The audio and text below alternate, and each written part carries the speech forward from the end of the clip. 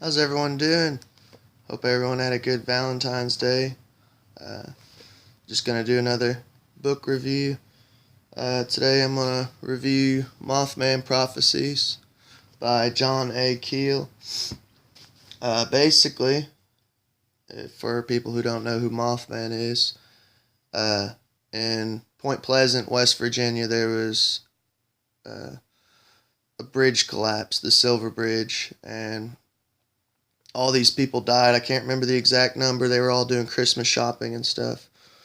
And the bridge collapsed due to like structural failures.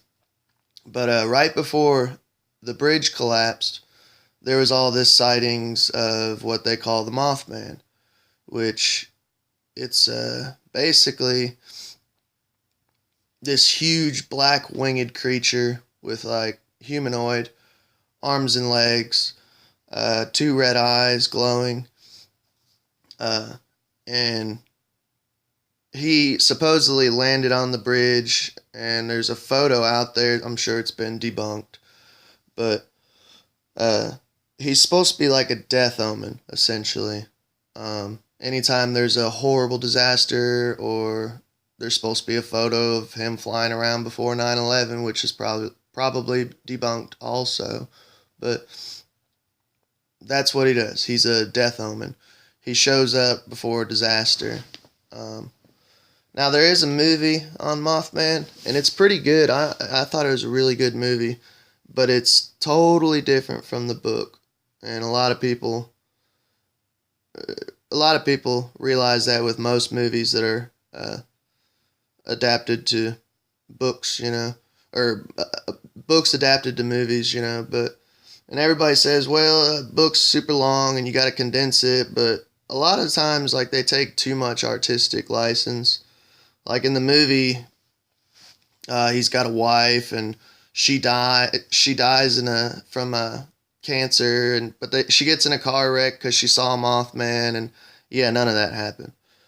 Basically, the book starts out. Keel is gone to West Virginia, Point Pleasant, to basically investigate the Mothman. And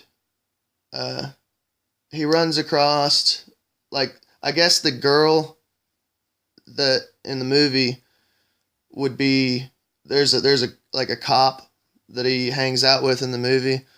None of that happens in the book. But I guess like the equivalent would be, her name's Mary Hire. I guess that's how you pronounce it. And she does a lot of investigating with him, but they were just friends and stuff. There's no romance or anything like that. And one of the other characters in it is Woody Derrenburger, which he wrote his own book about a separate entity called Idrid, which was basically this UFO experience he had, where he's driving his truck and this flying saucer lands in front of him. The guy gets out and it's Idrid, and speaks to him like telepathically. And his book, it's like a side book to Mothman, and I really want to get it, but like looking it up online, I seen it and it's like $200, $50. I'm like, what? But supposedly he hung out with this Idrid, this alien from the planet Landleos. And like their species lives for like hundreds of years, like, so technically Idrid would be alive right now if if he's true, if it's real. But because the book Mothman Prophecies and the other one, Visitors from Landleos, is both of them are labeled nonfiction, but that's up to anyone to decide for themselves. But yeah, so they Idrid, and that's another thing with the movie that I didn't like, but I do feel like they did it to condense the movie. Is Mothman and Idrid are two separate entities. Mothman is a creature, doesn't speak. Idrid's an alien, does speak. He hangs out with Woody Derrenburger for like a year or something like that, you know. But in the movie, they just made him into one entity. Like, there's a scene where Woody in the movie, he's like at the TNT factory, or yeah, it's like a TNT place, like real industrial looking. But Mothman comes down and then transforms into Indrid Cold and starts talking to him. I'm like, what?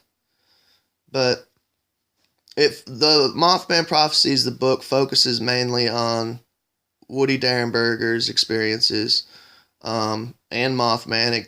It talks about several different people's encounters and experiences with Mothman.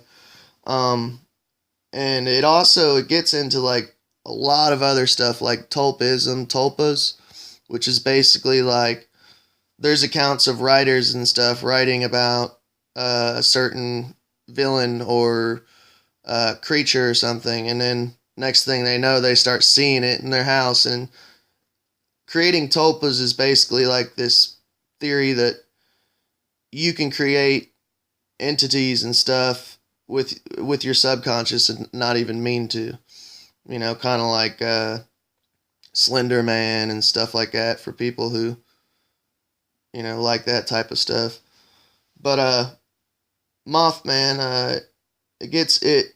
He tries to figure out what Mothman is, and he gets into the Garuda and thunderbird mythologies from like the Native Americans on how they seen these, you know, large birds flying around, these huge birds, like condors, stuff like that. Maybe that's what it could have been. Maybe, you know, a large owl that people are seeing.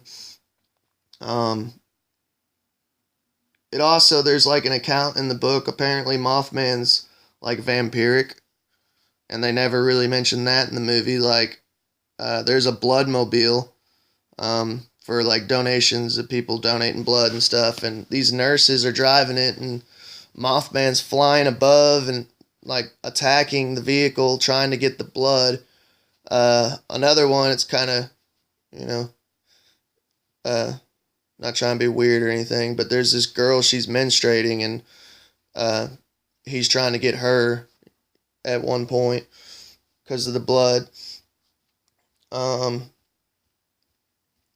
It gets into UFOs a lot. There's a lot of different parts in the book where there's UFO sightings, and he's talking about going out to different areas in West Virginia and UFO hunting and taking pictures and stuff, which wasn't in the movie at all. They left all the UFO stuff out.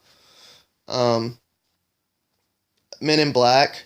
It gets into Men in Black a lot in the book. Like, apparently Men in Black were walking around town while he was there investigating, and they were doing their investigations too. And they were just really weird, like super dark eyes, really weird, different skin complexions, like no hair on their face and stuff, no eyebrows, or sometimes they'd wear wigs, or a lot of them would wear weird clothing and just acting really unnatural, unhuman, like basically interrogating people. And like one of these Men in Black go to a diner, and like he couldn't figure out, he orders a soup or something like that. I can't remember the exact food, and he couldn't figure out how to use the utensils. He just kind of like stared at it like, what do I do? So they give him like a straw or something. He starts drinking his Jello or something like that, or soup, or I can't remember. You'll have to read it. It's pretty interesting though. But I don't know. They left all the Men in Black stuff out of the movie, which was kind of disappointing. And a lot of these Men in Black were like following people in like black cars, no license plates.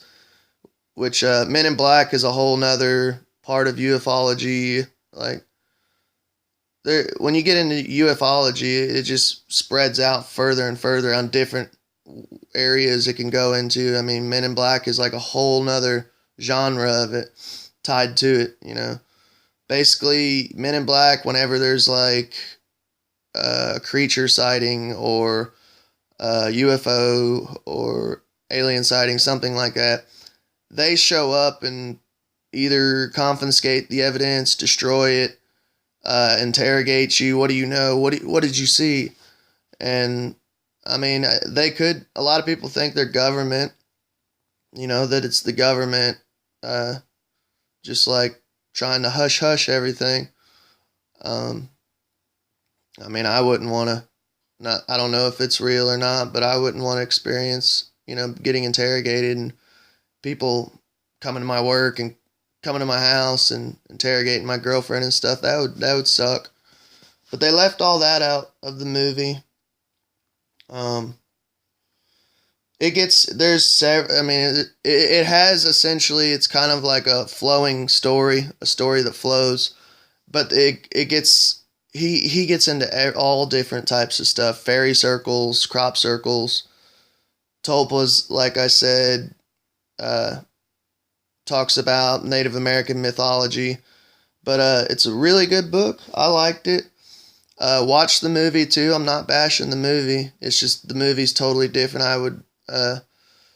I would suggest you read the book first, rather than watching the movie and then reading the book. But it was a really good book. It's not a super long read. It's like, I read it in like 2 days, but I mean, it was just really good. I flew through it. It's like 230 pages. It gets deep. But yeah, check it out. I give it a good rating. I enjoyed it a lot. Y'all have a good day.